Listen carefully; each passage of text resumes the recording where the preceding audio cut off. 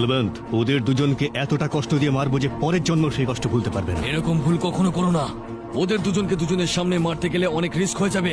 অমর কিন্তু খুবই ডেঞ্জারাস একটা ক্রিমিনাল। ওইখানে আসার সঙ্গে সঙ্গে ওকে শুট করে দিও। ঐশ্বর্য আমাদের কাছে বন্দী, ওকে বাঁচাতে নিশ্চয়ই আসবে, কিন্তু এখান থেকে বেঁচে ফিরবে না। না বলবন্ত, ওকে কষ্ট না দিতে পারলে আমি শান্তি পাবো না।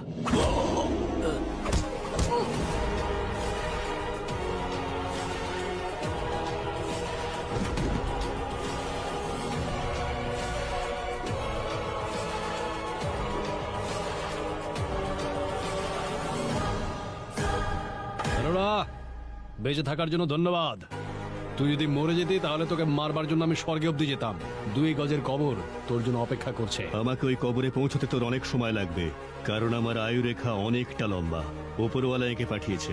তোর জীবন রেখা যতই লম্বা হোক না কেন, সেটাকে মোচবার জন্য হোয়াইটনার আমার কাছে আছে।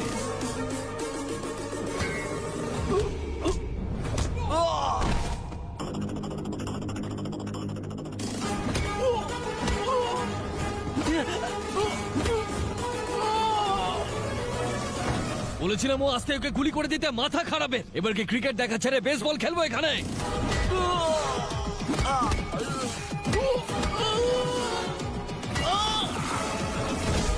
Shoot him. আরে মারো তাড়াতাড়ি, গুলির পয়সা বাঁচাচ্ছ নাকি?